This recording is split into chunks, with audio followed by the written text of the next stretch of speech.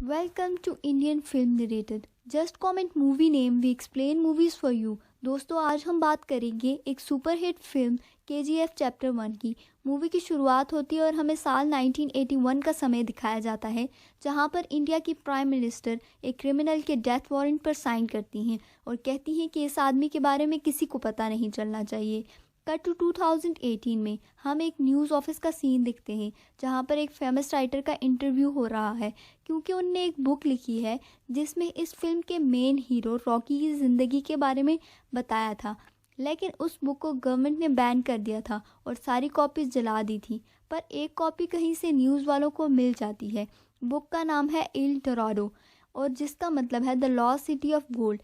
इसके बाद आनंद, जो कि उस बुक का राइटर है, वो इस कहानी को शुरू करता है। अब कहानी फ्लैशबैक में जाती है, जहाँ पर हमें साल 1981 का समय दिखाया जाता है, जहाँ पे कर्नाटका के एक गांव कॉलर में एक केव की खुदाई के दौरान मज़दूरों को कुछ अलग से पत्थर मिलते हैं। तब उनकी जांच के लिए गवर्नमेंट के कुछ ऑफिसर वहाँ पर आते हैं और उनके साथ सूर्यवंशी भी आता है और सूर्यवंशी वहाँ गांव का एक पावरफुल आदमी है। अब जहाँ ये कंफर्म हो जाता है कि ये पत्थर सोने का है, तो सूर्यवर्धन उन ऑफिसर्स को मार देता है ताकि ये खबर गवर्नमेंट के पास ना जा सके। और उसी दिन उसी के पास एक गांव में एक बच्चा पैदा होता है जो कि मूवी का हीरो बनता है। अब क्योंकि कॉलर में गोल्ड माइंस लगते हैं, तो उनका नाम पड़ जाता है माइंस यानी KGF, और ये असल में एक जगह का नाम है जहाँ पर गोल्ड माइनिंग होती थी। मगर इस जगह के अलावा इस मूवी में सब कुछ फिक्शन है।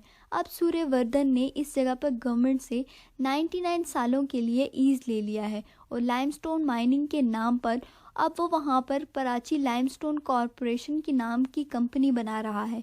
अब कंपनी बड़ी थी तो उसको संभालने के लिए लोग भी चाहिए थे, तो उसने अपने 5 पार्टनर्स बना लिए, जिसमें उसका भाई भी शामिल है जिसका नाम है अधीरा और सूर्यवंशी खुद इस KGF के अंदर रहकर काम को संभालते हैं और बाकी पार्टनर्स शहर के दूसरे हिस्सों में इसका काम चला रहे हैं। KGF का काम काफ़ी अच्छा चल रहा था। फिर साल 1978 में सूर्यवर्धन की तबीयत हार्ट अटैक की वजह से ख़राब हो गई और सारे पार्टनर्स को लगा कि अब ये मरने वाला है, तो सब कंपनी को हथियाने के प्लान्स करने लगे। पर उस हालत में सूर्यवर्धन ने अपने बेटे गरोड़ा को कंपनी का मालिक बना दिया और ये बात पार्टनर्स को पसंद नहीं आई, खास करके अधीरा को। तब अधीरा गरोड़ा को मारने की प्लानिंग करने लगा, मगर इसमें सफल ना हुआ और गरोड़ा ने ही अधीरा को मार दिया। तब से फिर बाकी सारे पार्टनर्स गरोड़ा से डरने लगे। अब कहानी में एंट्री होती है हीरो की।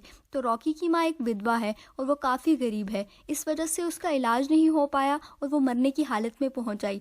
मगर मरने से पहले उसने रॉकी से कसम ली कि वो बड़ा होकर एक अमीर आदमी बनेगा और फिर लोगों की मदद करेगा, और इसके बाद उसकी मौत हो गई जब रॉकी की उम्र 10 साल थी। रॉकी का असल नाम राजा था, मगर वो उसी उम्र में जब मुंबई आया तो उसने अपना नाम रॉकी रख लिया। मुंबई में 10 साल ही की उम्र में वो डॉन शेट्टी का एक ख़ास आदमी बन गया और उसकी नज़रों में इज्जत कमा ली और उसके लिए काम करने लगा, और बड़ा होते होते मुंबई में होने वाली सोने की स्मगलिंग का पूरा निज़ाम संभालने लगा।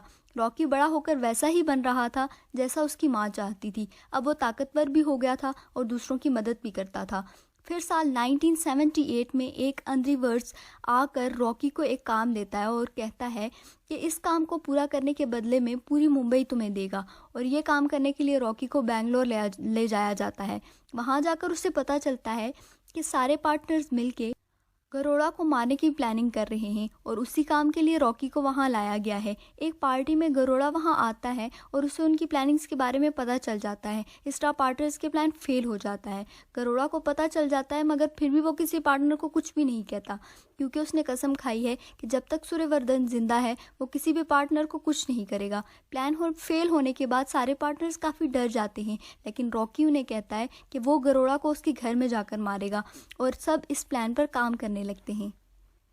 तब गरोड़ा के अंदर का एक आदमी अंदर की जानकारी देता है और उसके मुताबिक प्लान बनता है। KGF में काम करवाने के लिए हर गांव से लोगों को ज़बरदस्ती उठाया जाता था, और एक गांव से लोगों को ज़बरदस्ती उठाया जा रहा था तब रॉकी उन गाँव वालों में शामिल हो गया और नाराजी के अंदर चला गया। अंदर जाकर उससे पता चला कि केजीएफ कितनी खतरनाक जगह है। यहाँ लोगों से 12 घंटे ज़बरदस्ती काम करवाया जाता है और जो लोग कमज़ोर हो जाते हैं उन्हें मार दिया जाता है। नाराजी के पास ही सूर्यवर्धन का महल था, जहाँ पर उसके दोनों बेटे गरुड़ा और विराट रहते थे। अंदर रॉकी रोज़ किसी न किसी की मौत देखता था और खुद को किसी तरह शांत रखता, मगर एक दिन उससे सहा नहीं गया और उसने एक बूढ़े आदमी की जान बचाने के लिए 23 गार्ड्स को मार दिया और उन्हें जला दिया। उनके साथ उनको एक साथ जलाने की वजह ये भी थी कि वो अपने लोगों को इशारा दे रहा था कि अब वो रेडी है और उसने यहाँ पर रहकर सारी प्लानिंग कर ली है। अब हमें पता चलता है कि वो अंदर का आदमी जो रॉकी की मदद कर रहा है वो और को नहीं बल्कि गरुड़ा का भाई विराट है। असल में विराट एक अच्छे दिल का आदमी है और वो गरुड़ा को पसंद नहीं करता और इस वजह से वो उसको मारने वालों के साथ मिल गया है। वापस आते हैं उन गॉड्स की मौत पर। कंपनी के अंदर इतनी ज़्यादा आग लगने की वजह से गरुड़ा के आदमी यहाँ पर चेक करने के लिए आते हैं, मगर तभी उनका ध्यान मिटाने के लिए विराट सूर्यवर्धन को मार देता है और सबको उसकी मौत की खबर मिलती है और वो लोग वापस चले जाते हैं और रॉकी सेफ हो जाता है। इसके बाद हम देखते हैं कि गरुड़ा सूर्यवर्धन के अंतिम संस्कार के बाद उसके बाद एक काली पूजा रखता है और कहता है कि इस काली पूजा के बाद मैं सारे पार्टनर्स को देख लूँगा। हर साल काली पूजा पर गरुड़ा 3 काली बकरियों का बलि चढ़ाता था, मगर इस बार उसने सोचा था कि वो अपने 3 दुश्मन जो कि उसने कैद किए हुए थे उनकी बलि चढ़ाएगा। और जब पूजा का दिन आता है और नाराजी के सारे मजदूर और गार्ड्स वहाँ पर मौजूद होते हैं, तब रॉकी सबसे छुप कर उस कमरे में चला जाता है जहाँ पर वो तीनों आदमी कैद होते हैं और उनमें से एक को मार कर वो पूजा वाली जगह पर चला जाता है। गरुड़ा 2 बंदों की बलि चढ़ा देता है, मगर जैसे ही तीसरे की बारी आती है तो उससे पहले ही रॉकी पानी से निकलता है और गरुड़ा की तलवार से ही उसका कत्ल कर देता है और बलि चढ़ा देता है। अब ये बात सारे पार्टनर्स को पता चल जाती है कि गरुड़ा मर चुका है और वो सब लोग बहुत खुश हो जाते हैं कि अब केजीएफ पर उनका राज होगा। मगर तब आता है कहानी में ट्विस्ट।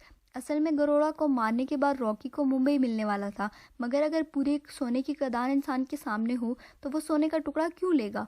तब रॉकी अनाउंस कर देता है कि वो अब केजीएफ पर राज करेगा, क्योंकि उसने 20,000 लोगों के सामने गरुड़ा को मारकर खुद को हीरो बना लिया था। अब केजीएफ की कुर्सी पर बाकी सब लोगों की नज़र फिर से पड़ जाती है, जिस पर बैठने के लिए उन्हें अब रॉकी को रास्ते से हटाना है। बाकी पार्टनर्स के अलावा मुंबई का अनायत खलील भी अब केजीएफ की कुर्सी के पीछे पड़ गया है और सूर्यवर्धन का भाई अदीरा, जो कि मरा नहीं अभी गायब था। अब आगे हमें पता चलेगा कि केजीएफ की कुर्सी पाने के लिए कौन किसको मारता है और ये सब हमें पता चलेगा केजीएफ चैप्टर 2 में। तो इसलिए हमारे साथ बने रहिए। Thank you.